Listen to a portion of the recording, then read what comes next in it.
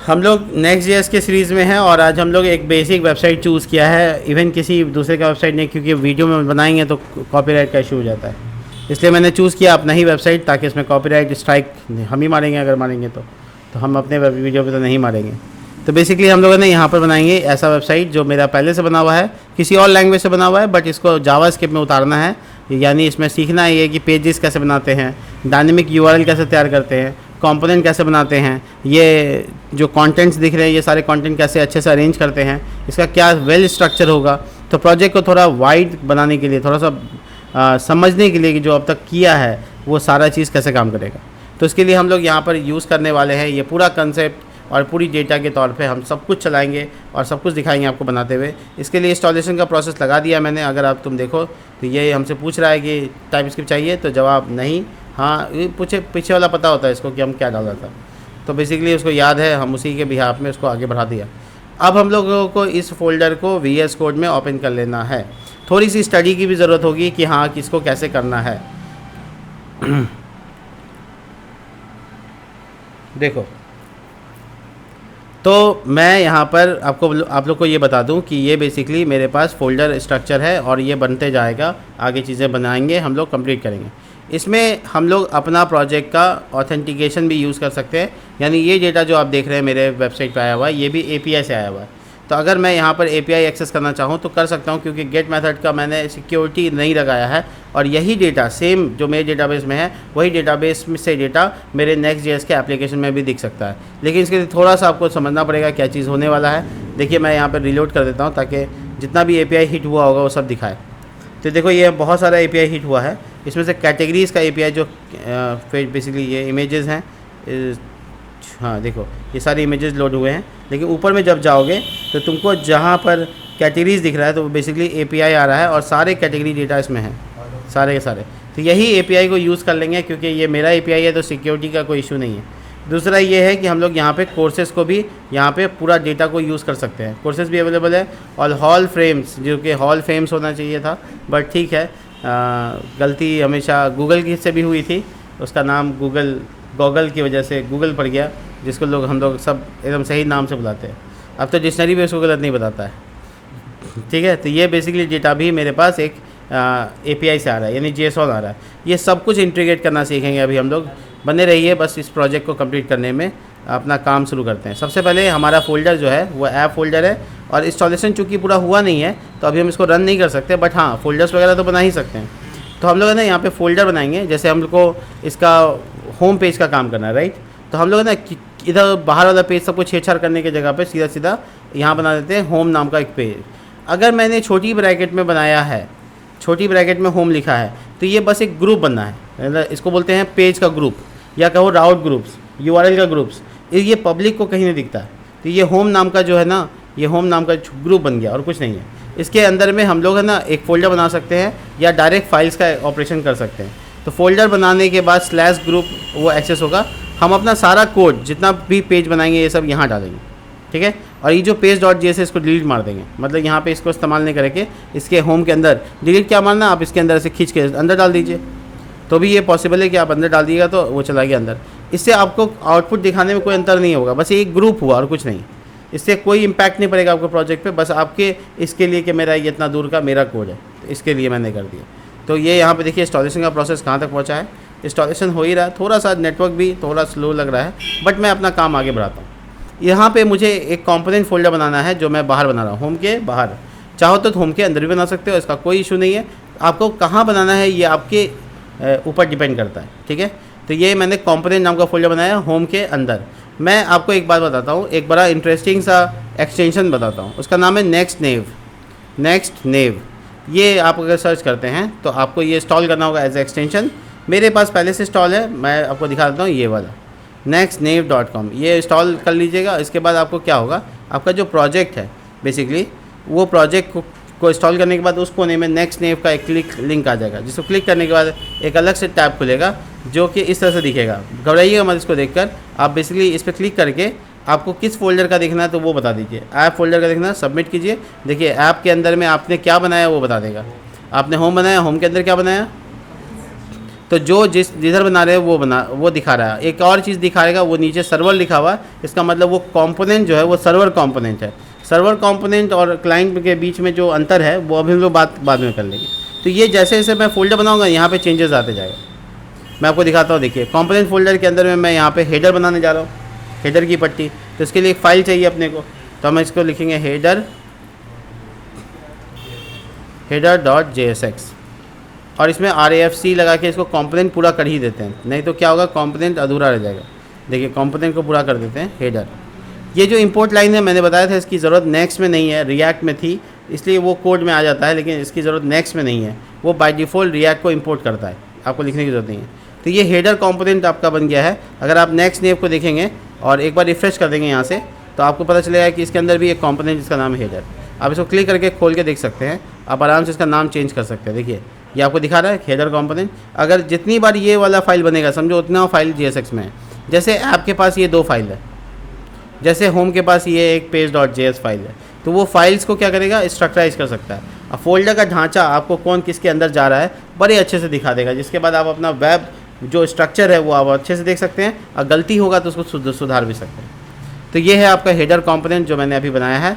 मैं देख लेता हूँ कि प्रोजेक्ट इंस्टॉलेशन का काम पूरा हुआ है, ऑलमोस्ट डन है। तो मैं इसको आगे बढ़ाता हूँ और यहाँ पर डिज़ाइन करता हूँ उसके अकॉर्डिंग जो मेरा कोड भी सादिक कहता है। तो यहाँ पे बेसिकली देखो लोगो की जगह है, इसको अलग कंपोनेंट में बनाएंगे हम। बहुत तोड़ेंगे प्रोजेक्ट को, इतना तोड़ेंगे कि वो छोटा छोटा टुकड़ा में बदल जाएगा। इसके बाद आप देखिए ये वाला सर्च पट्टी है ये भी बनाएंगे, और इसके बाद आप देख रहे हैं ये 2 लिंक है ये भी बनाएंगे, और एक ये बटन है ये भी बनाएंगे। ये सारे चीज़ों का इस्तेमाल कर सकते हैं। कैसे बनेगा ये देख लीजिए आप। इसको सबसे पहले आपको क्या करना है, बनाना है। तो आप एक ऊपर में सब कंपोनेंट बना लीजिए, अलग फाइल बनाने की ज़रूरत भी नहीं है, आप छोटा छोटा कंपोनेंट एक ही पेज में बना सकते हो। तो मैं इसका नाम लोगो रख रहा हूँ, और ये एक एरो फंक्शन है और कुछ नहीं है, और कुछ भी नहीं है। बस मैं इसमें रिटर्न लिख रहा हूँ, और रिटर्न लिखने के बाद मैं इसका डिज़ाइन करूँगा इसके अकॉर्डिंग, ठीक है, इसके अकॉर्डिंग। अगर आपको अपना टाइम बचाना है तो आप, क्योंकि मेरा पूरा का पूरा टेलविन से ही बना हुआ है, तो आप एलिमेंट को कॉपी पेस्ट भी कर सकते हैं। बट ध्यान रहे JSX में लाने के बाद जो JSX के रूल्स हैं उसको फॉलो करना ज़रूरी हो जाएगा। तो मैं यहाँ पे देख रहा हूँ कि ये मेरा मेन डिवीज़न है, इसको कट कर लेते हैं एज HTML, और इसको कट करके यहाँ से उठा लेते हैं। देखिए बिल्कुल गलती नहीं होना चाहिए, ये आपका कंटेंट आ गया। ये आपको पता है टेलविन में बनाते कैसे हैं, एकदम अच्छे से जानते हैं आप। बस जहाँ जहाँ क्लास है वहाँ तो Ctrl+H का इस्तेमाल कीजिए और क्लास नेम कन्वर्ट कर दीजिए, तो वो ऑटोमेटिक एक साथ 5 को रिप्लेस कर देगा। हो गया सब रिप्लेस। एंडिंग टैग पे ध्यान दीजिए, कोई JSX में दिक्कत है कि नहीं है वो देख लीजिए, और इसके बाद इसका क्लास का नाम लिखिए, क्लास नेम, और इसमें फ्लिक्स लगाइए, जो इसका पेरेंट है फ्लिक्स -1 लगाइए। जस्टिफाई बिटवीन लगाना है क्योंकि इधर बीच में और उधर है, इसलिए वो सब ऐसे ग्रुप कीजिए, और यहाँ लोगों को एज ए कॉम्पोनेंट इंपोर्ट कर लीजिए। वो जो लोगो है वो यहाँ पे आ जाएगा, और आपका कोड साफ़ सुथरा नज़र आ रहा है। और आप जब भी लोगों में दिक्कत आएगा तो सिर्फ यहाँ पे आइएगा, तो कोड टुकड़ों से बटने के बाद इजी भी हो जा रहा है। तो बस इस हेडर को आपको page.js में डालना है, बट page.js तो पूरा भरा हुआ है, तो पूरा डिलीट मार दीजिए। RAFC का इस्तेमाल कीजिए, या फिर आपको पता ही है एक्सपोर्ट डिफ़ॉल्ट फंक्शन पेज नाम रखिए, इसको आपको कहीं इंपोर्ट नहीं करना पड़ता है। page.js के अंदर का जो पेज है वो आप उसका नाम पेज रखिए, सब में सेम रख सकते हैं, कोई दिक्कत नहीं। रिटर्न, एक रिएक्ट फ्रेगमेंटेशन की ज़रूरत है और हेडर डालने की ज़रूरत है। Header as a component export नहीं हुआ है, देखिए हाँ हुआ है, ठीक है। तो इंपोर्ट करिए ठीक से हेडर, देखिए आ गया। इंपोर्ट लाइन सही है। कई बार हो सकता है कि आप नीचे ये लिख दिए ऊपर इंपोर्ट लाइन नहीं, तो एरर आ जाएगा। आपको इसका क्रॉस चेक करते रहना है। इसके बाद आप देखिए कि आपका प्रोजेक्ट यहाँ पे सक्सेस हो चुका है। आपको ज़रूरत है एक कमांड चलाने की जिसको कहते हैं npm run dev। आप आराम से सीखिए, ऐसा घबरा के सीखिएगा तो हो सकता है ये हमेशा के लिए डाउट रह जाए। आप एकदम हेडर कंपोनेंट को कॉल कर चुके हैं और इसके अंदर में लोगो तक बना चुके हैं। इसके बाद जो एरिया है वो सर्च पट्टी है, आप उसको टुकड़ों में बांट सकते हैं, मैंने आपको बता दिया है। आपका सर्च का कंपोनेंट यहाँ बन सकता है, और ये सर्च कंपोनेंट के लिए मैंने एक फंक्शन बना लिया है। हो सकता है आप बाहर पर रखे हो सकता है आप इसी के अंदर रखे हो, चलेगा। आपको जैसे रखना है वैसे रखिए, कोई वो नहीं है। मैंने सिंपली यहाँ पे एक सर्च लिख के छोड़ दिया है। तो इसका फ़ायदा ये होगा कि हम लोग यहाँ पे जब सर्च डालेंगे, देखिए सर्च एज ए कंपोनेंट डालेंगे तो वो दोनों दिखेगा हमको, ठीक है। मैं इसको लाइव सर्वर जो मुझे मिलता है उसको कॉल करते हैं और देखते हैं कि ये वाला लोगो आया कि नहीं आया। कॉपी पेस्ट किया था तो डिज़ाइन भी सेम ही होगा। ठीक है, तब तक मैं तीसरा वाला एरिया यानी ये सर्च के लिए अलग कंपोनेंट बनाएं और इसको देखो इसके अंदर में ये वाला कॉल, तो इसके लिए इसका नाम रखते हैं links as a component links. ठीक है, और जो भी डेटा है वो यहाँ डाल दें। बहुत बढ़िया, मेरा जो है ना यहाँ पे हेडर आ गया है और हम लोग देख पा रहे हैं कि यहाँ पे डेटा अवेलेबल है। तो फंडामेंटली ये देखो ऊपर में हेडर आ गया। ठीक है, मैंने सर्च लिखा तो वो यहाँ आ गया। अब मुझे उधर का लिंक बनाना है, वो आएगा, तो वो सब कुछ आएगा। बट मुझे क्या करना है, थोड़ा सा एक काम करना है। ग्लोबल CSS सब जगह काम कर रहा होता है, इसकी हाइट मेंशन कर देनी चाहिए। ज़्यादा कुछ छेड़छाड़ नहीं कीजिए, बस अपना ऐड कर लीजिए हेड सेक्शन का, बॉडी सेक्शन का और रूट का कि हेडिंग जो है वो उसका 100 VH हो जाए। तो इससे क्या होगा, जो स्ट्रिप हो रहा है ना नहीं होगा। बैकग्राउंड कलर अच्छा लग रहा था इसलिए मैंने नहीं हटाया। ठीक है, आपका मन है हटाने का, आप हटा दो, मुझे कोई दिक्कत नहीं है। आप यहाँ पे हेडर में वापस आओ, यहाँ पे पेनिंग लगाओगे तो क्या होगा, PX अप्रॉक्स 10%। ठीक है, और ऊपर नीचे के लिए PY, ज़्यादा नहीं 3। ठीक है, बैकग्राउंड कलर मुझे वाइट रखना पड़ेगा क्योंकि मेरा वाला में वाइट है। और उसके बाद मैं बॉर्डर बॉटम को ज़रूर ऐड करूँगा, तो हल्का सा बॉर्डर का कलर भी थोड़ा डार्क ही होना चाहिए क्योंकि बैकग्राउंड थोड़ा डार्क चल रहा है तो वो विजिबल नहीं हो पाएगा। तो मेरा थोड़ा सा चेंज हो सकता है, मैंने कर दिया। अब मुझे सर्च वाला पट्टी को यहाँ पे डिज़ाइन करना है और लिंक को उधर, है ना। तो मेरा जो सर्च का पट्टी का कंटेंट है मैं उस पर as it is copy paste भी कर सकता हूँ। बट मैं चाहता हूँ ये कि क्योंकि इसमें फ्लो बीट लगा हुआ है और इसमें फ्लो बीट नहीं है तो मुझे फ्लो बीट को अवॉइड करना पड़ेगा। यहाँ पे मुझे सर्च फॉर्म बना के डालना होगा। ठीक है, फॉर्म टैग और इसमें इनपुट टाइप सर्च। ठीक है, ये सेल्फ क्लोजिंग टैग होता है इसलिए आपको स्लैश लगा के चलना होगा। क्लास नेम और इसमें लिखिएगा W-full और उसके बाद लिखिएगा PX3 PY2। इस तरीके की चीज़ें करनी पड़ेंगी आपको।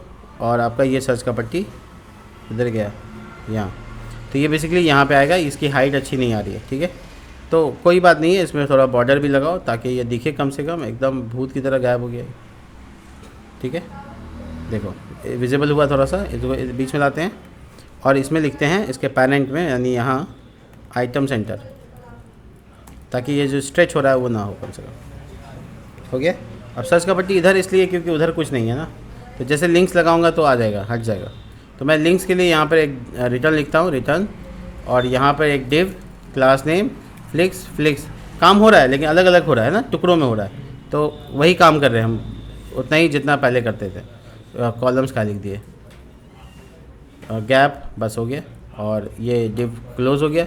ए टैग का इस्तेमाल कर सकते हैं लिंक के लिए, लेकिन अगर आप Next.js में हैं तो थोड़ा सा चेंज कर दीजिए। लिंक नाम का इसमें पहले से कंपोनेंट बना हुआ है, आपको वो यूज़ करना है। क्या है, नेव/लिंक आना चाहिए, उधर कोने में देखिए नेव/लिंक वाला ही इंपोर्ट कीजिएगा। और उसमें हर्फ वैसे ही है जैसे ए टैग में होता है, कुछ ज़्यादा एक्स्ट्रा चेंज नहीं करना, बस ए टैग की जगह लिंक लगाना है। वजह क्या है हम बताएंगे आपको। ठीक है, होम मान लीजिए, अबाउट और कुछ और, लॉगिन, रजिस्टर, ऐसे ही कुछ बटन्स के नाम। और आपके लिंक्स यहाँ पे आएंगे, कब आएंगे, जब इसको नीचे यहाँ पे बुलाएंगे, क्योंकि वो बनने से थोड़ी कुछ हो जाएगा। तो इसको बुलाएंगे तो ये आएंगे। देखिए ये हर्फ में बोल रहा है कि आप जो लिंक ऑब्जेक्ट डाल रहे हैं वो अनडिफाइंड नहीं होना चाहिए, यानी बेसिकली आप इसमें हैश लगा कर छोड़ दीजिए।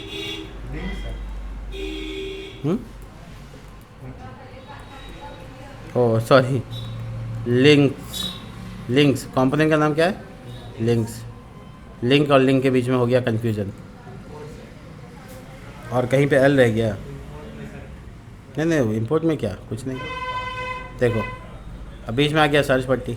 ठीक है, तो हेडर को ऑलमोस्ट हम लोगों ने टच कर लिया है जैसे हमको करना है। सर्च में थोड़ा सा चेंजेस करेंगे, PY2 की जगह PY1 कर देंगे। और जो बॉर्डर वाला कलर है ना, बढ़िया ना लग रहा है, तो इसको बढ़िया करा देते हैं, पतला मतलब। ठीक है, अब मुझे इससे ज़्यादा कुछ नहीं करना है, मैं आगे बढ़ता हूँ क्योंकि सबको तो आप चेंज करना जानते हैं। तो ये बेसिकली हेडर बनके तैयार हो गया। हेडर एक कंपोनेंट है कंप्लीट, लेकिन खुद वो अपने अंदर 3 कंपोनेंट रख रहा है अलग अलग, दैट इज़ कॉल्ड सब कंपोनेंट। तो कंपोनेंट के अंदर कंपोनेंट अलग अलग पेजेस में भी हो सकता है और एक पेज में भी हो सकता है। अलग पेज में होगा तो इंपोर्ट एक्सपोर्ट का खेल होगा, और अगर नहीं होगा तो एक ही पेज में, कोई इंपोर्ट एक्सपोर्ट की ज़रूरत नहीं है। ठीक है, तो ये है मेरा ऊपर का पट्टी जिसको मैंने यहाँ से तैयार किया। अब आते हैं ये वाला जगह पे जहाँ पे ये हेडिंग है और ये बटन है। और ये जो बटन्स आप देख रहे हैं यहाँ पे, देखिए ये बटन और ये बटन सब देखिए, इस सब में सिमिलैरिटीज़ है कुछ कुछ, है ना। लॉगिन के और इसमें बटन में कुछ सिमिलैरिटीज़ आ रहे हैं। तो आप चाहो तो एक कॉम्पोनेंट बना दो बटन को और उसको बार बार यूज़ करो। तो चलो हम दिखाते हैं कैसे होता है ये। तो अब इस कॉम्पोनेंट को नाम दे दो बटन डॉट JSX, ठीक है। आप RAFC का इस्तेमाल करके आप सिंपल कॉम्पोनेंट एक्सपोर्ट कर लो और उसका B कैपिटल रखना, वो रूल को नहीं वॉलाइट करना। इसके बाद मैं इसके अंदर में डिव नहीं बनाकर मैं यहाँ पर लिंक बना लूँगा। लिंक मैंने आपको बताया कि लिंक इंपोर्ट होना चाहिए, ध्यान रखिएगा जहाँ यूज़ करें इंपोर्ट रखिएगा। HREF और ये भी ब्लैंक है तो इसको ऐसे ब्लैंक छोड़ देते हैं। इसमें कुछ डिज़ाइन करो, जैसे कि बॉर्डर होगा, बॉर्डर का कलर क्या होगा, बॉर्डर का कलर 3 होगा मान लो, या बॉर्डर स्लेटी 300 ऐसे। और बीच में जो टेक्स्ट होगा उसका क्या होगा, टेक्स्ट स्लेटी 300 होगा, यानी साथ में होगा 300 ऐसे डाल दो। और पेडिंग क्या होगा तो PX3 PY क्या होगा तो 2 होगा। राउंडेड कितना होगा तो मान लो XL होगा, ठीक है। अब बीच में क्या लिखा रहेगा तो जो प्रॉप से पास होगा, प्रॉप से जो पास होगा यानी लेबल। अब जो प्रॉप से पास करेंगे वो यहाँ पे दिखाएंगे, राइट, ठीक है। तो जो भी लेबल होगा यहाँ दिखेगा। तो ये एज ए बटन हम इसको तैयार किया है कस्टमाइज कॉम्पोनेंट बनाने के लिए। अब जैसे हमको यहाँ पे लॉगिन लिखना था ना, तो यहाँ पे लिंक ना डाल के हम बटन वाले को इंपोर्ट कर लेंगे और उसमें लिखेंगे लेबल लॉगिन, हो गया। तो आप जब वहाँ देखिएगा तो बटन बन के तैयार हो गया। तो मैं इसको थोड़ा सा करेक्ट करूँगा क्योंकि कलर इसका जिस थोड़ा सा कम ही हो गया, डार्क चाहिए था। देखिए हाँ वो सब कुछ कर सकते हैं। यहाँ पे आप जो लिखिएगा वो सब BG स्लेटी BG डैश ब्लैक पूरा कर देते हैं और टेक्स्ट का कलर होवर करने पर वाइट हो जाएगा, टेक्स्ट वाइट। ये सब तो आपको पता है। आप अगर आप नहीं पढ़ के आए हैं तो प्लीज़ आप जाइए और उसके बाद उसको वीडियो के सीरीज़ में है अवेलेबल, वहाँ से देख लीजिए। ये देखिए इसको हमको करना है आइटम सेंटर ताकि ये बीच में आए, ठीक है। और जो दूसरा बटन है वो ये वाला रजिस्टर है, उसके साथ भी कुछ करना है, थोड़ा चेंजेस करना होगा।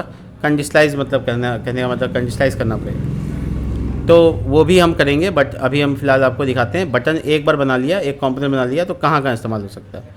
तो एक जगह तो आपने इस्तेमाल करके दिखा दिया आपको हम। अगर आपको रजिस्टर का भी बटन ऐसा कुछ करना है तो आप वो भी पास कर सकते हैं, ठीक है। तो आप बेसिकली यहाँ पे लेबल की जगह क्या लिखेंगे, रजिस्टर। तो वो बटन देखिए डुप्लीकेट हो गया और 2 बन गया, ठीक है। तो टाइम बचा आपका, कंपोनेंट एक जैसा डिज़ाइन हुआ। और आप अब आपको देखिए आगे क्या कर सकते हैं, देखिएगा ध्यान से, बहुत सारी चीज़ें ऐड होगी। तो हम लोग बेसिकली ये बटन बना लिए। अब जब हमको मन कर रहा है कि हमको इसका नीचे का कंटेंट बनाना है, यानी ये बैनर बनाना है, तो बैनर में भी ऐसा कुछ बटन है, आपको दोबारा बनाने की ज़रूरत नहीं है, वही को इंपोर्ट कर लेना है। टाइम बच गया आपका। तो आपका रिएक्ट से क्या होगा, कोड बहुत ज़्यादा लिखाएगा। ऐसा चीज़ बन सकता है जो हम आपको दिखा रहे हैं। बैनर डॉट JSX RAFC, इसमें B कैपिटल बैनर। रूल नहीं भूलना है, रूल किसी भी हाल में नहीं भूलना है, नहीं तो ये आपको जितना अच्छा से बनता हुआ दिख रहा है उतने ज़्यादा एरर आएगा। तो बेसिकली हमको यहाँ पर कंटेंट चाहिए। तो ये कंटेंट पहले ये है, ठीक है। मैं इसको एनिमेट नहीं करूँगा, बस यहाँ पे ऐसे ही टाइपिंग एनिमेशन को अवॉइड करते हुए यहाँ पे क्लास नेम और लिखूँगा H- अभी फ़िलहाल 96 दे देता हूँ, बाद में चेंज कर दूँगा। W- फुल यानी कि विथ 100% फ्लिक्स। और नीचे में यहाँ पे आने के बाद क्लास नेम फ्लिक्स डैश 1/1 का रेशियो, ठीक है। इसमें H1 का इस्तेमाल करेंगे जो कि ये टाइटल को दिखाएगा, और ये एंगुलर ब्रैकेट के तौर पे वहाँ पे पब्लिक को दिखा रहा है एंगुलर ब्रैकेट के तौर पे। तो जब आप यहाँ एंगुलर ब्रैकेट लगाइए तो आपके साथ खेल हो जाएगा, हो गया। आपके साथ क्या होगा, वो टैग बन जाएगा। आपको कैसे दिखाना है वो आप बताते हैं आपको। ये सिंपल तरीका ये हो सकता है कि आप इसको जावास्क्रिप्ट के कंसेप्ट में लेके चल जाइए, ठीक है। देखिए कर्ली ब्रैकेट बैकटिक लगा दीजिए और इसके बाद इसके अंदर डाल दीजिए, ये अपने आप आउटपुट आ जाएगा, ठीक है। तो इसके जस्ट नीचे आपको क्या करना है, ये पैराग्राफ डालना है। तो मैंने ये पैराग्राफ को कॉपी किया, मुझे तो कॉपी पेस्ट करना है, क्लोन बनाना है तो ये सब करना होगा। और पैराग्राफ को P के टैग से नॉमिनेट करके उसके अंदर डाल दिया डेटा, हो गया। अब मुझे बटन बनाना है तो मुझे बटन सिर्फ इंपोर्ट करने की ज़रूरत है, मेरे पास बना हुआ है, मुझे पता है मेरे पास क्या अवेलेबल है, ठीक है। बस हम उसको ये डालेंगे और यहाँ पे ज्वाइन नाउ, ज्वाइन अस, क्या था ज्वाइन नाउ, नहीं देखे, ज्वाइन नाउ, ठीक है। तो ज्वाइन नाउ अब इसमें बहुत कुछ कस्टमाइज़ कर सकते हैं, ये सेल्फ क्लोजिंग हो सकता है, तो आप इसको ऐसे करके बंद कर दीजिए, दैट्स इट। ऊपर बटन इंपोर्ट होना चाहिए क्योंकि आप यहाँ यूज़ कर रहे हैं, तो आपको इंपोर्टिंग होना चाहिए। अब आपको जो बैनर बना हुआ है इसका जो दूसरा सेक्शन है वो ये होगा इमेज, राइट। तो इसके लिए फिर से एक डब्बा बनाइएगा, फ्लिक्स -1, ये बराबर दोनों हो गया। अब इसमें इमेज डालना है आपको, ठीक है। तो इमेज आपको स्टोर करना पड़ेगा, सेव करना पड़ेगा। ये देख लीजिए कौन सा फाइल है, तो या तो ये मुझे लगता है एम्बेड किया हुआ फाइल है, तो एम्बेडेड फाइल को लाना पड़ेगा। दूसरा तरीका ये है कि आप इसका स्क्रीनशॉट लेके डाल दीजिए अभी फ़िलहाल, अगर आपको ज़्यादा दिक्कत हो रहा है तो मैं यहाँ पे रिकमेंड करूँगा कि आप स्क्रीनशॉट ही डाल दीजिए, ठीक है। तो मैं यहाँ पे स्क्रीनशॉट इनेबल करता हूँ।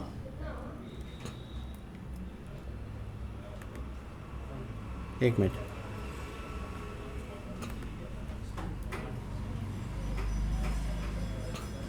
देखिए ये स्क्रीनशॉट डालने का ऑप्शन मिल गया स्नैपिंग टूल्स की मदद से, और इसको हम स्क्रीनशॉट में सेव कर लिए। अब मैं यहाँ पे चाहता हूँ कि जो मेरा पब्लिक फोल्डर है, क्योंकि वहाँ पे इमेज रखना सही रहेगा, वहाँ पेस्ट कर दो। तो जस्ट वांट टू पेस्ट, और ये इमेज यहाँ आ गया। तो ये इमेज जो मुझे आ गया है, मुझे ये लिंक लगा देना है किस में, यहाँ पे। तो यहाँ पर सॉरी बैनर में, तो यहाँ पे इमेज को ऐड करिए IMG। तो मैं आपको एक रिकमेंडेशन बताता हूँ, सुनिए। अगर आप Next.js में और आप इमेज को ऑप्टिमाइज़ करना चाहते हो ताकि फास्ट अपलोड हो, तो इसके लिए भी एक कंपोनेंट बना हुआ है इमेज नाम से, वो आपको next/image से मिलेगा। वो कंपोनेंट यूज़ कीजिएगा, उसमें आपको लिखना है विथ हाइट, ठीक है, विथ हाइट और SRC वही टैग का एट्रीब्यूट है, बट ये एक कंपोनेंट है, वहाँ ये JSX नहीं है, एक कंपोनेंट है, बनाया हुआ बिल्ट इन है। तो यहाँ पे आपको विथ डालना है, तो विथ कितना होगा वो बता दीजिए, जैसे 300 होगा। हाइट क्या होगा, तो स्क्वायर शेप अज्यूम करेंगे तो 300 बाय 300, और SRC में आपको डाल देना पाथ। तो आपको जो पाथ है आपका वो क्या है, आपका लोकल पाथ है स्लैश और उसके बाद image.png। आपको पता है कि स्लैश लगाने के साथ ही वो पब्लिक को ही एक्सेस करेगा, क्योंकि मैंने आपको शायद पहले क्लास में बताया था कि पब्लिक बिना कोई मेहनत के एक्सेस हो सकता है। तो यहाँ नीचे में बैनर तो कॉल हुआ नहीं है, बैनर तो बन गया है। कॉल कहाँ करना है आपको, page.js के पास जाइए और वहाँ जाने के बाद हेडर के जस्ट नीचे उसको इंपोर्ट कर लीजिए। कर लिया, इसके बाद आप वेट कीजिए और रिफ्रेश कीजिए, चेक कीजिए क्या होता है। दोनों चीज़ आ गया। डिज़ाइन में दिक्कत है वो हम लोग सॉल्व कर लेंगे। बैनर के पास आएंगे और यहाँ पर लिखेंगे पेजिंग के बारे में। तो PX हम 10% ऊपर दिया था, तो हम इधर भी वही एज्यूम कर लेते हैं, डैश ने छोड़िएगा। और PY तो भैया जितना दे सकते हैं आप। एक चीज़ ये हो गई। दूसरा BG डैश वाइट कलर होगा, क्योंकि मैंने वाइट कलर के हिसाब से डिज़ाइन किया है, ये आ गया।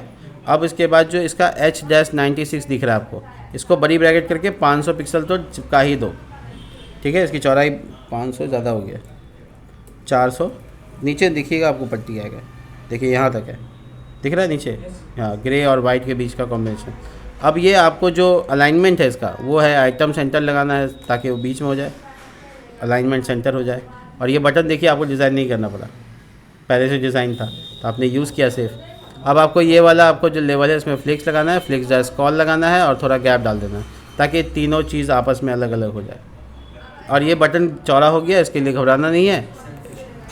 कुछ ऐसा कीजिए कि बटन को एक डब्बे के अंदर कवर कीजिए और उस डिव के अंदर लिखिए self dash start.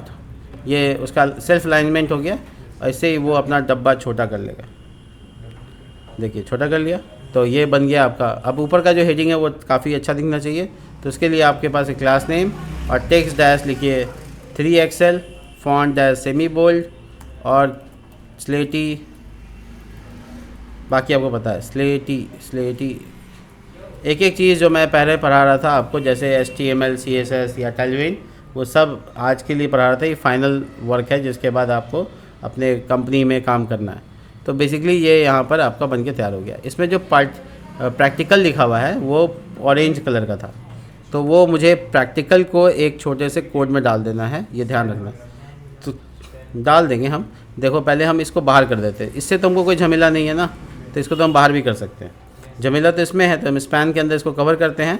Class name डालते हैं टेक्स्ट डैश ऑरेंज डैश 600, और वो ऑरेंज कलर के अंदर आ जाए, ये कर्ली ब्रैकेट को ऑरेंज के अंदर डाल देते हैं। हो गया, सिंपल है। अगर आपको ये कन्फ्यूज़न लग रहा है तो हम समझ में आना चाहिए आपको कैसे बनाया मैंने। इसके बाद आपको जो एरिया है इमेज का वो थोड़ा छोटा हो गया, यानी आप इसको 400 बाय 400 का रेंज दे सकते हैं। इससे आप इमेज को साइज़ में बड़ा कर सकते हैं। बीच में अगर आपको ज़्यादा गैप लग रहा है तो इसमें आप प्लीज़ 1.5 लिख दीजिए। ये 1.5 हो गया और इसको 1, यानी ये साइज़ में बड़ा हो जाएगा। नहीं हम अलाइनमेंट पे अलग अलग कर देंगे। तो यहाँ लिखेंगे सेल्फ इंड, और ये जस्टिफाई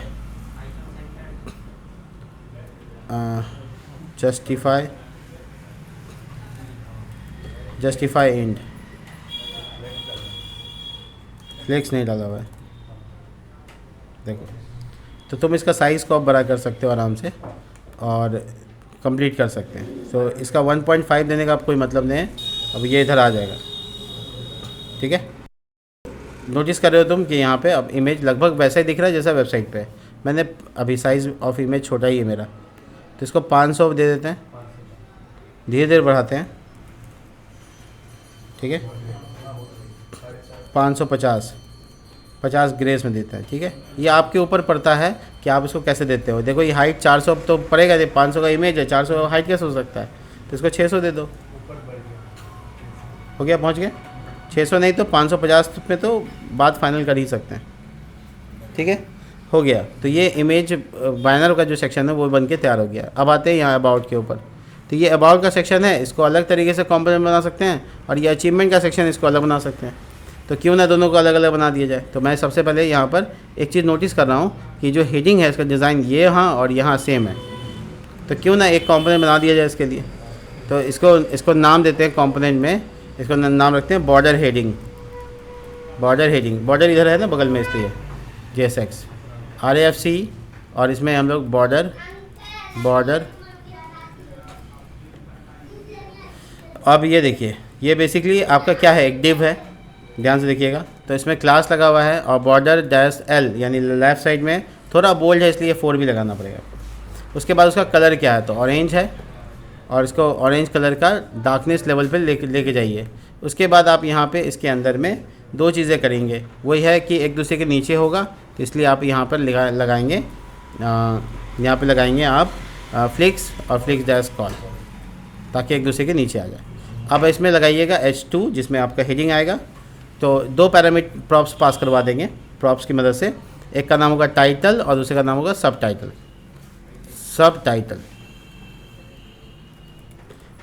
ठीक है, टाइटल और सब टाइटल। तो हम यहाँ पे कंडीशन लगा देंगे। यहाँ पे देखो हम कंडीशन रेंडरिंग भी सिखा रहे हैं। यहाँ पे टाइटल अगर होगा तो फिर ये टाइटल काम करेगा, नहीं होगा तो नहीं आएगा। इसी तरीके से सब टाइटल अगर होगा तो सब टाइटल हुआ तो S6 काम करेगा, और जो इसका वेरिएबल है, यहाँ देखो गलती क्या कर रहे हैं, ये कर्ली ब्रैकेट डालना होगा। और ये 2 बार H1 का हो गया, ये क्या है, यहाँ गलती कुछ कर दिया हम। ये रुको, टाइटल, ये हमको वेरिएबल कर्ली ब्रैकेट देगा, दैट्स इट। और जो सब टाइटल है इसके बीच में भी हम यहाँ सब टाइटल हुआ तो आएगा, नहीं होगा तो नहीं आएगा। ये एंड लगा के हम ये बात कह दिया, ठीक है।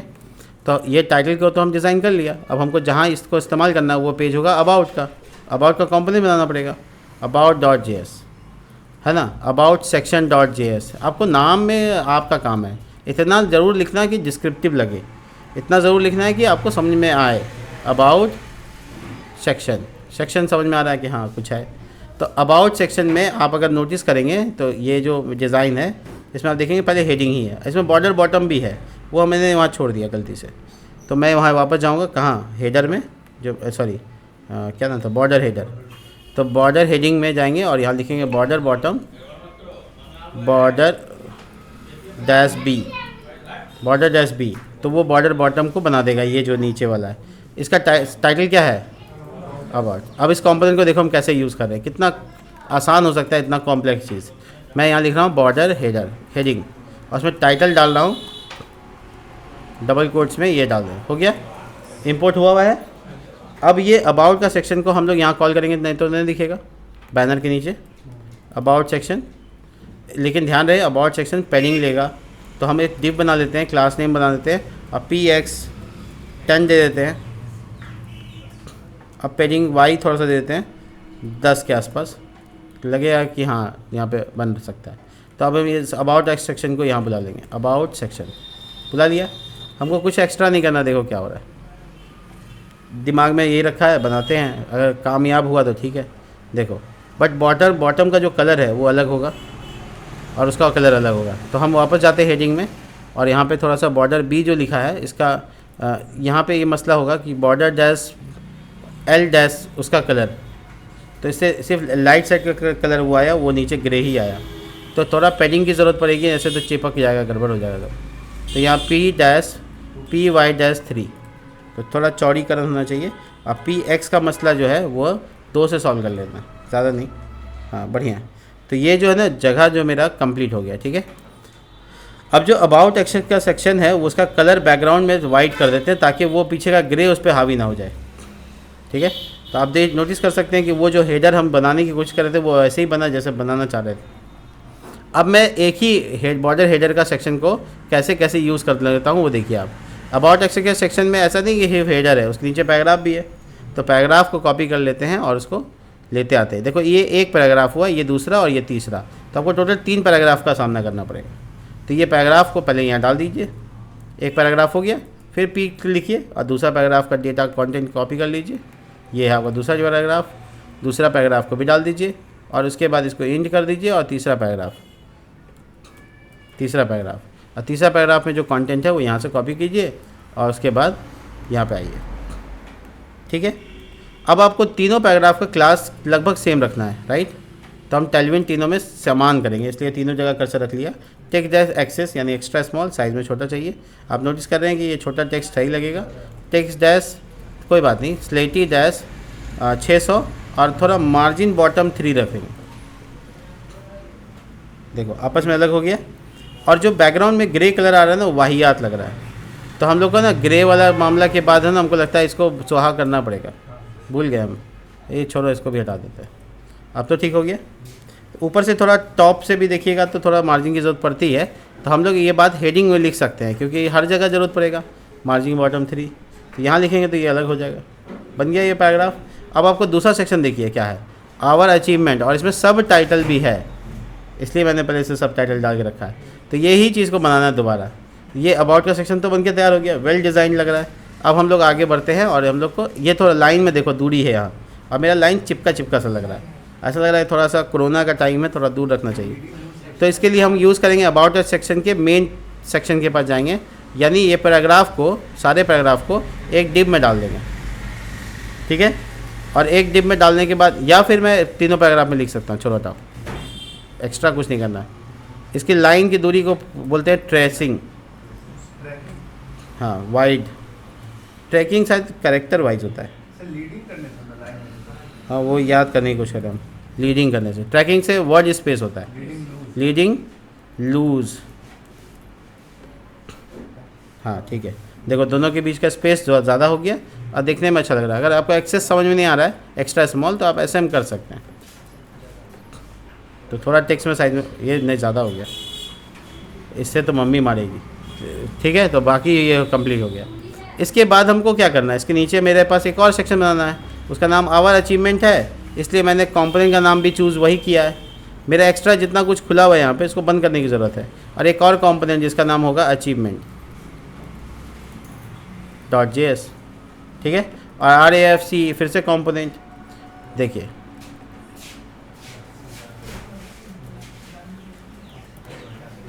ठीक है। और मैं आपको बताऊं तो इसके अंदर भी हेडिंग है, वो बैनर वाला। तो देखिए एक बार कंपोनेंट बना दिया मैंने, इस साइड में बॉर्डर होगा, नीचे बॉर्डर होगा, वगैरह वगैरह। उसका नाम क्या था, बॉर्डर हेडिंग, और इसमें सेल्फ क्लोजिंग टैग होगा। 2 प्रॉप्स है, एक का नाम टाइटल अगर दिया तो टाइटल काम करेगा। तो मैंने यहाँ पे देखना आवर अचीवमेंट लिखा हुआ है, हमारे अचीवमेंट्स यहाँ पे इस प्रकार होंगे, ठीक है। और उसके बाद सब टाइटल भी जुगाड़ में है। तो सब टाइटल में क्या लिखना है, तो ऑफकोर्स ये जो सेकेंड लाइन है उसमें नहीं था तो नहीं दिखा, इसमें है तो दिखेगा। ऐसे तो कोड लिखा है हम लोगों ने, कंडीशनल रेंडरिंग का मतलब जो कल इतना पढ़े हम लोग, उसका मतलब तो यही है। इसका मतलब ये इतना है कि आप अपने चीज़ों को कैसे दिखा सकते हो। यहाँ दिखेगा नहीं क्योंकि अभी तक हम लोग जो कंपोनेंट बनाए उसको पेज में रेंडर नहीं किए। तो ये अचीवमेंट्स को हम लोग अपने page.js में फाइनल सेक्शन ये है, ये यहाँ डाल देंगे अचीवमेंट्स। और जैसे ये डाल देंगे उसके बाद आपको तो देखने लायक लगेगा। देखिए, अरे इज्जत हो मेरा, देखो अब ये वाला टेक्स्ट थोड़ा सा बड़ा हो गया। हमको नहीं लगता है कि ये इतना बड़ा ज़रूरी है, तो आपको वापस अपने बॉर्डर हेडिंग में आना होगा और ये H1 में के पास जाके बोले भैया तुम छोटा हो जाए जल्दी से, और उसके बाद इसका जो फॉन्ट वेट है वो थोड़ा सा पतला हो जाए, फॉन्ट डैश जा, फॉन्ट डैश थिन, दुबला पतला, बहुत बढ़िया, थोड़ा सा स्लेटी कलर हो जा, मतलब पब्लिक को थोड़ा आँख गरा के दिखना पड़े, उतना नज़र ना आए। 400 नहीं 600, इज़्ज़त ख़राब हो जाएगा 400 पे, ठीक है। देखो ये आया, तो इसमें जो पैडिंग लगा है PY थोड़ा ज़्यादा हो गया, यकीन मानो ज़्यादा लग रहा है हमको, ठीक लग रहा है आप ठीक है, एक्स्ट्रा पैडिंग अच्छा नहीं लग रहा था। तो बेसिकली एक सेक्शन दूसरे सेक्शन से इतना अलग हो चुका है। अगर तुमको पेज में दोनों के बीच में डिस्टेंस चाहिए तो आपके पास तो एकदम राम बने इलाज है, फ्लिक्स डैश कॉल और लगा दीजिए गैप, कर दीजिए कोरोना के दूरी, हो गया गैप। अगर आपने बारीकी देखी तो मैंने वो सारी चीज़ें की हैं। अब ये आवर अचीवमेंट के बाद जो सेक्शन है उसमें भी एक कमाल है, उसमें 4 डब्बा है, चारों का डिज़ाइन सेम है, तो जहाँ देखिए सेम मज़ा आ जाएगा रिएक्ट करके, ठीक है। आप आराम से कीजिए, ऐसा रिएक्शन आएगा आपके अंदर वाव वाला, ऐसे रिएक्ट का नाम है, रिएक्ट के ऊपर है पता चल जाएगा आपको। देखिए मैंने यहाँ पे इसका नाम रखेंगे कार्ड, या इसका नाम रखेंगे फैक्ट कार्ड, फैक्ट है, फैक्ट डैश कार्ड। अरे ये थोड़ा लॉजिक समझो ना, इतना स्टूडेंट है इतना, ये तो फैक्ट है ना हुआ, ठीक है। तो ये फैक्ट है, आपको क्या लगता है हम झूठ लिख रहे हैं? हाँ, फैक्ट कार्ड, ठीक है ना। अब ये फैक्ट कार्ड को एज इट इज़ डिज़ाइन करना है, इसके अकॉर्डिंग एक कार्ड को मैं डिज़ाइन करूँगा, फिर सबको एक जगह कॉम्बाइन करूँगा और उसको ले जाकर बाहर प्रवेश कर दूँगा, यानी कह सकते हो परोस दूँगा, ठीक है। तो बेसिकली हम लोग यहाँ पर एक टाइटल है और एक इसमें नंबर वैल्यू है जो ऑरेंज कलर का दिख रहा है। तो मुझे आइडिया लग रहा है बेसिक कि मुझे एक बॉर्डर लगाना चाहिए यहाँ पे क्लास नेम लगा के, आइडिया मैं सोच रहा हूँ क्या लगाना चाहिए। बॉर्डर लगा दिया मैंने, बॉर्डर के बाद मुझे थोड़ा सा राउंडेड दिख रहा है तो थोड़ा सा राउंडेड डैश LG लगा देते हैं, शैडो मुझे थोड़ा दिख रहा है वो लगा देते हैं, और उसके बाद BG कलर वाइट दिख रहा है वो लगा देते हैं। उसके बाद थोड़ा पैडिंग दिख रहा है, थोड़ा नहीं बहुत ज़्यादा है, ठीक है। इसमें H2 है जिसमें लिखा हुआ है आपका लेबल, और ये लेबल मेरे पास तो है नहीं तो प्रॉप से पास करवा देते हैं। लेबल के बाद मुझे एक चीज़ और चाहिए, वो है नंबर या काउंट बोल सकते हैं उसको, ठीक है। तो वो उसके नीचे चाहिए, वो H1 S3 टैग में होगा, बट उसका क्लास का नाम देकर थोड़ा सा इसको बोलेंगे तुम बड़ा हो जा, ठीक है। और यहाँ पे काउंट वैल्यू दिखाना है, राइट, काउंट दिखाना है। उसका जो कलर होगा ना वो ऑरेंज कलर का होगा। सब कुछ दिमाग में चलते रहना चाहिए आपका, दिमाग तो प्रोसेसर की तरह आइडल बैठाइएगा तो फिर ऑप्टिमाइज़ नहीं हो पाएगा। तो ये बेसिकली आपका ये कंटेंट है। टेक्स्ट डैश आपको यहाँ पे 2XL डालना, थोड़ा छोटा उससे, और इसको सेमी बोल्ड तो पक्का कर दीजिए, और इसको तो आप बोल दीजिए भैया तुम बोल्ड नहीं ब्लैक हो जा, सबसे हेवी 900 मतलब, ठीक है। तो बेसिकली बीच में लाना चाहिए, इसलिए टेक्स्ट सेंटर लगा दीजिए, नहीं तो बीच में आएगा नहीं आएगा। और फ्लिक्स डैश कॉल, थोड़ा गैप की दरकार भी होगी। तो आप सब कुछ लिखिए आपको जो दिमाग में आ रहा है। ये फैक्ट कार्ड है, ये एक्सपोर्ट नहीं होगा, एक्सपोर्ट होगा इसके बाद बनाया हुआ एक फंक्शन जिसका नाम होगा कंटेनर, फैक्ट कार्ड कंटेनर। देखो फैक्ट कंटेनर, चारों इसी में यहीं पे पधार देना है। अब मैं यहाँ पे क्या करूँगा, एक एरो फंक्शन बना रहा हूँ तो आराम से इसमें ऐसे करके पास कर देंगे। अब ये एरो फंक्शन देखो कितना मज़ेदार हो सकता है। रिटर्न, वाह, टोटल क्या था, स्टूडेंट्स। एक बार चार चीज़ देख लीजिए तो टोटल स्टूडेंट नहीं, सिर्फ स्टूडेंट, ठीक है। अब छोड़ो इसको, डुप्लीकेट मज़ा नहीं आ रहा है। और इसमें जा रहा है 9600, और प्लस का साइन वहाँ पे दे देंगे। यहाँ पे देखो तो सब में प्लस ही रहेगा, ठीक है। ऑनगोइंग है ना तो रुका हुआ थोड़ी है। हाँ, टेक्नोलॉजी दूसरे नंबर पे है, प्लेसमेंट्स 400 क्या है, 460, अब हो गया 476। अब अपडेट कर देते हैं, ठीक है। और आगे टेक्नोलॉजीज़ कितने, 23, लेकिन हो गया 24, एक मैंने जोड़ दिया डार्ट को। और प्रोजेक्ट्स कितने हैं, 72। तो तीन चार तुम लोग के साथ बनाया ना, 752 की जगह 770। प्रोजेक्ट बढ़ गया, क्या करें, ठीक है। 20 प्रोजेक्ट तो यही लोग बनाया होगा बच के, तो उसको तो ऐड किए नहीं अभी तक हम लोग। खैर, तो प्रोजेक्ट कंटेनर जो है ना वो एक्सपोर्ट होगा। क्या एक्सपोर्ट हो रहा है, प्रोजेक्ट कंटेनर हो गया एक्सपोर्ट। अब ये जो प्रोजेक्ट कंटेनर है इसका बैकग्राउंड कलर ग्रे है, आपने नोटिस किया था? अगर नहीं किया था तो दिक्कत है आपको। देखिए पीछे बैकग्राउंड तो ग्रे इसलिए ताकि इसका जो शेडो मैंने दिया वो थोड़ा उभर के आए। उसके पीछे का एक लॉजिक है बस, और कुछ नहीं। कौन सा वाला? कार्ड के अंदर कर चुके हैं सर ऐसे में। पहले आउटपुट तो आने दीजिए, फिर जो बोलिएगा सब डालेंगे। फैक्ट कंटेनर बुला लिया। देखिए ऊपर का इंपोर्ट लाइन अपने आप बढ़ते जा रहा है, धीरे धीरे इमारत बड़ी होती जा रही है। आया बीमारी नहीं, बच गया।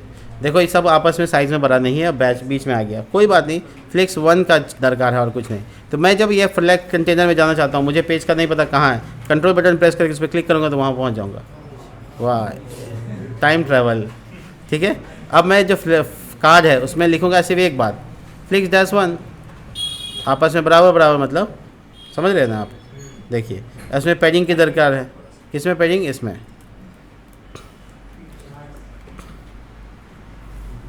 चार इन लोग बोलता है ज़्यादा तो देना पड़ता है।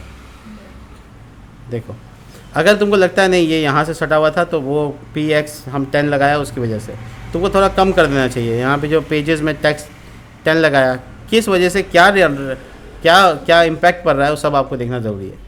देखा ऊपर से मार्जिन ज़्यादा मिल गया गैप की वजह से, क्योंकि इस दोनों सब में गैप ज़्यादा आ रहा है। तो मैं फैक्ट कंटेनर को हटा दूंगा, यहाँ से नहीं डालूंगा, इसको अचीवमेंट में ले जाके डाल देंगे हम।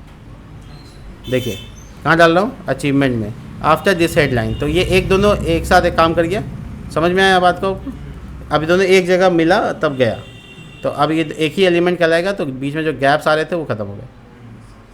क्या बात समझ में आया? तो ये वेबसाइट्स को डिज़ाइन करने का एक नायाब तरीका है जो मैंने आपको रिएक्ट से दिखा रहा हूँ। अब आगे आते हैं और हमारे पास है डेटा, इसको डिज़ाइन करते हैं और इस बार API की ज़रूरत है ना। तो देखते हैं क्या होने वाला है। सबसे पहले तो ये हेडिंग मेरा देखा हुआ है, बना हुआ है, तैयार किया हुआ है। चलिए तो सबसे पहले बनाते हैं एक तो सेक्शन, यहाँ से बनाते हैं सब कुछ डिलीट। ओह समय ख़त्म हो गया स्टूडेंट, ये समय क्यों निकल जाता है? container.jsx RAFC student container, that is final container जो हमको लास्ट में यहाँ से निकाल के देना है। फाइनली ये पूरा बन जाएगा तब ले जाके देना है। ठीक है, ठीक है। तो ये बेसिकली हमको अभी डिज़ाइन करना है। यहाँ पे इसमें हेडिंग, बॉर्डर हेडिंग जिसका नाम रखा था वो बुला लेना है, और उसमें टाइटल सिर्फ पास करना है, वो है आवर स्टूडेंट, शायद आवर स्टूडेंट। उसमें भी प्लूरल फॉर्म, कितना गलती करोगे तुम लोग जी, स्टूडेंट्स। ठीक है, तो ये आवर स्टूडेंट को फाइनल कंटेनर के तौर पे मान लेते हैं, और पेज में यहाँ पर हम इसको अचीवमेंट के बाद लगा देते हैं। ठीक है, सेम पैडिंग पे स्टूडेंट सेक्शन यानी कंटेनर, सॉरी ये इंपोर्ट होना चाहिए। ऊपर देखिए इंपोर्ट हो गया, क्या बात है। अब देखते हैं वो हेडिंग आया कि नहीं। एक बार बनाओ, 1000 बार यूज़ करो, डिज़ाइन किया हुआ है ना, कॉपी पेस्ट करने की ज़रूरत है ही नहीं। अब आपका ये टाइटल तैयार है, अब इसके नीचे स्टूडेंट्स आएंगे। मैं सारा तो नहीं बनाने वाला, मैं बहुत इसमें लेज़ी आदमी। ठीक है, तो यहाँ पे बनाएंगे बस ये डमी कार्ड, एक कार्ड बस एक बनाना है। तो हम इसको थोड़ा, मेरे पास टाइम थोड़ा सा कम हो गया अभी, तो मैंने इसको इम्प्लीमेंट करने की जगह पे मैं सिंपल इसको जाऊँगा लेके कॉपी पेस्ट करके। देखो थोड़ा सा नीचे करते हैं, कर्सर यहाँ रख के पता चल जाएगा कि कौन सा सेक्शन मेन है इसका, ये रहा। तो मैं इसको राइट क्लिक करूँगा और इसके बाद एडिट कर दूँगा। एडिट करने के बाद मुझे जो कोड मिलेगा मैं कॉपी करूँगा, और मैं यहाँ पे आ रहा हूँ एक छोटा सा काम करते हुए, वो है स्टूडेंट कंटेनर की जगह पे। अब बाहर रख के दिखाते हैं, देख लो फाइल बाहर भी रखा जा सकता है, ये भी बताने के लिए। तो स्टूडेंट कार्ड ही है, और क्या है RAFC। नाम में तो कोई वो नहीं है ना कि आपको ये रखना है ये नहीं रखना है, ऐसा कुछ नहीं है। आप आराम से बनाइए और इसको ऐसे पेस्ट कर दीजिए। बट इसमें बहुत सारे एरर आएंगे, वजह मैं बताता हूँ। पहले तो ये फॉर्मेट अच्छे से कर देते हैं। तो जहाँ जहाँ क्लास है, क्लास इक्वल टू जहाँ जहाँ है, सबसे पहले तो उसको क्लास नेम में कन्वर्ट कर देना है। 8 जगह पे है, कन्वर्ट हो गया। IMG का टैग देखो क्या बता रहा है, इमेज।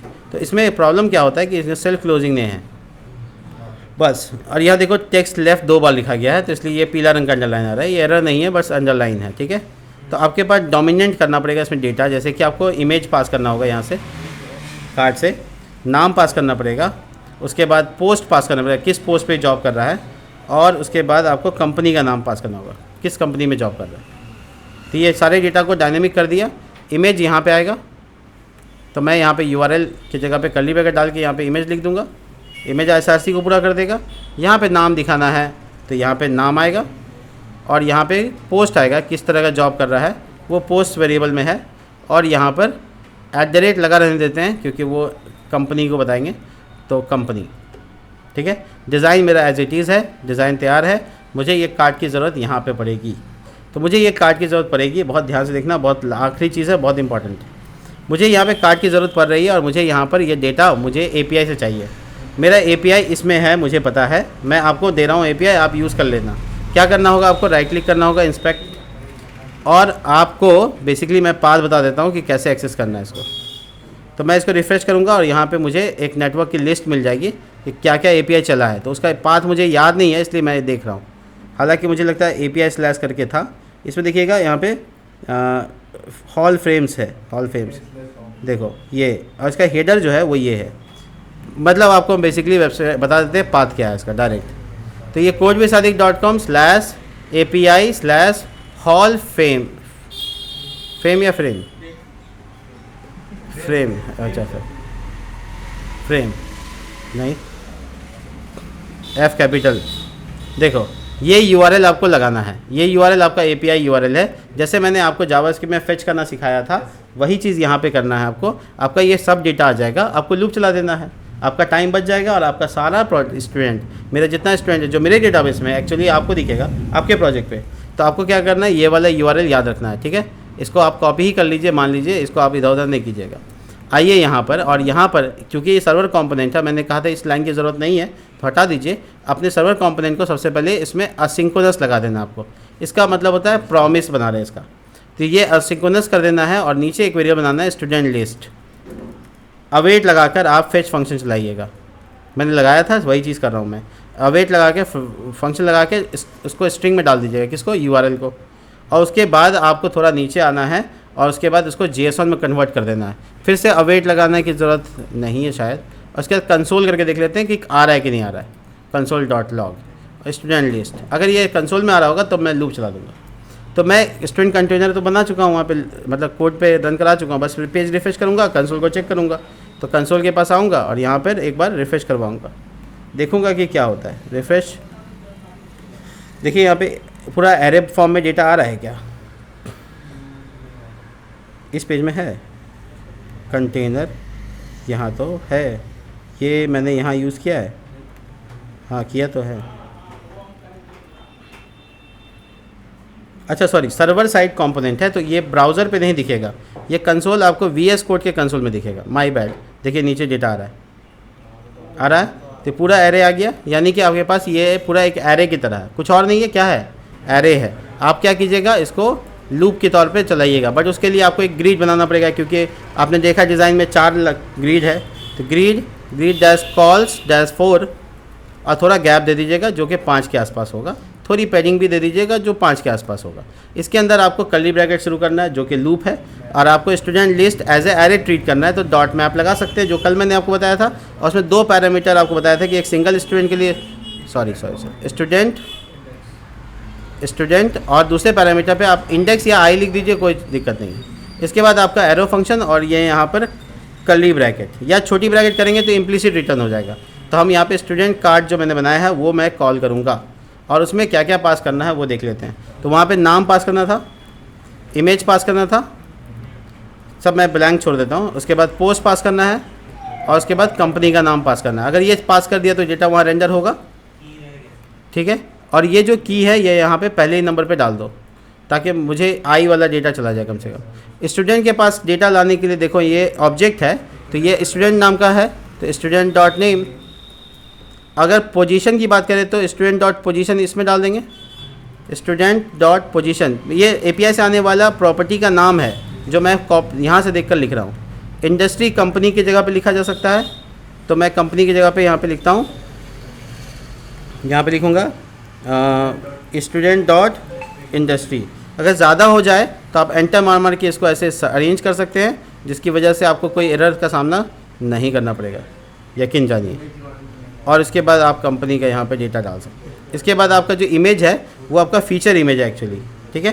तो इमेज का यूआरएल पूरा देना पड़ेगा, हालांकि हम अभी यहाँ से नाम दे देते हैं। चला गया नाम, ऐसे नहीं स्टूडेंट डॉट लगा के, ये ऑब्जेक्ट का नाम तो आपको साथ में रखना पड़ेगा। तो मैं जब इसको रिफ्रेश करूँगा तो यहाँ पे मुझे आ रहा है dot map is not a function, student list. Spelling सही है क्या? ये अवेट लगाने की शायद ज़रूरत नहीं है।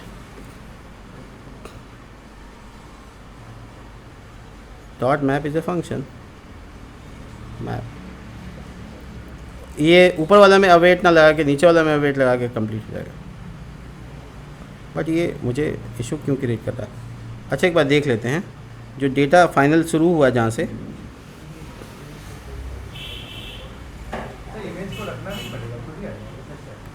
नहीं आएगा, उसका यूआरएल पूरा करने पे आएगा, तो कर देंगे पूरा, उसमें इशू नहीं है।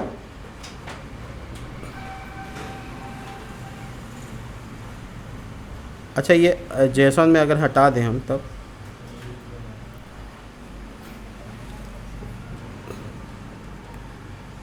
आई am treating this as a object, it's working.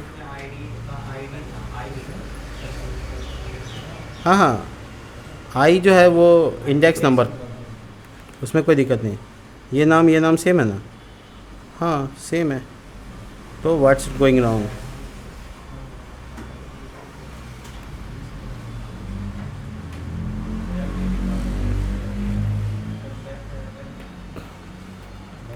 Jason में लिया, अवेट हटा देते हैं तो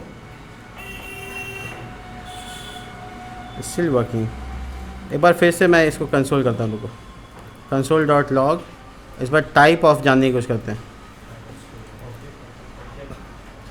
देखते हैं क्या प्रिंट करता है। ये कंसोल यहीं पे प्रिंट होगा।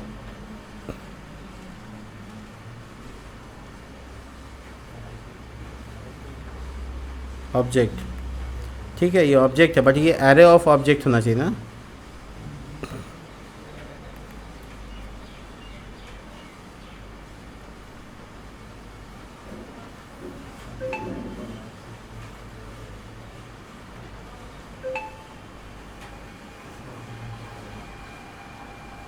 ऑब्जेक्ट ही है। अगर मैं इसको लिस्ट आउट कर रहा हूँ तो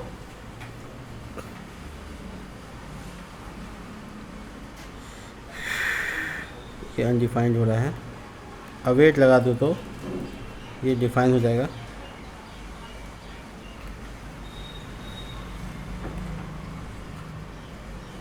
घबराने वाला बात नहीं है।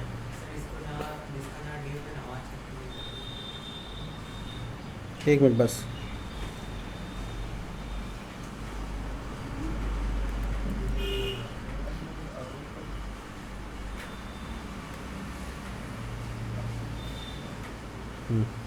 ये डाटा, अच्छा sorry dot data, my bad.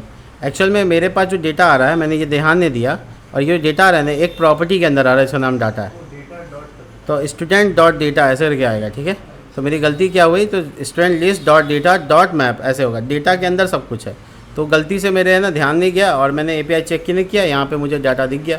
तो ये बेसिकली लूप का जो प्रॉब्लम है वो सॉल्व हो गया, और यहाँ जो अवेट लगा हुआ था वो वैसे ही लगा रहेगा, छोटी सी गलती की वजह से ऐसा हुआ। रिफ्रेश करते हैं, डेटा आ गया, और नीचे देखोगे तो सारा नाम आ रहा है, इट्स वर्किंग। ठीक है, बट इमेज नहीं आ रहा है, इसकी वजह है कि इमेज का पूरा नाम यहाँ पे पाथ नहीं है।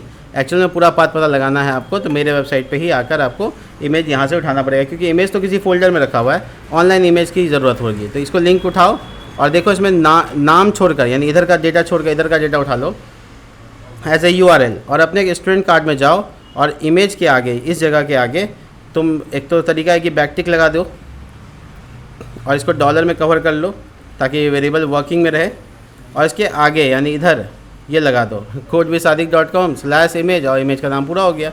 जिसके बाद मेरे आपके वेबसाइट पे भी सारा इमेज लोड ले लेगा। रिफ्रेश कर रहे हैं, ले लिया। तो ये वो वेबसाइट जो आपने बनाया है, उसमें मेरे डेटा उसमें रखा हुआ डेटा API के माध्यम से आ गया है, और आप यहाँ पर नेक्स्ट.js में डेटा रिकॉर्ड देख पा रहे हैं। ऐसे तरीके से हम कोर्स भी लेकर आएंगे, लेकिन आज नहीं, आज हो गया टाइम ख़त्म। मिलते हैं नेक्स्ट वीडियो में, तब तक के लिए बाय।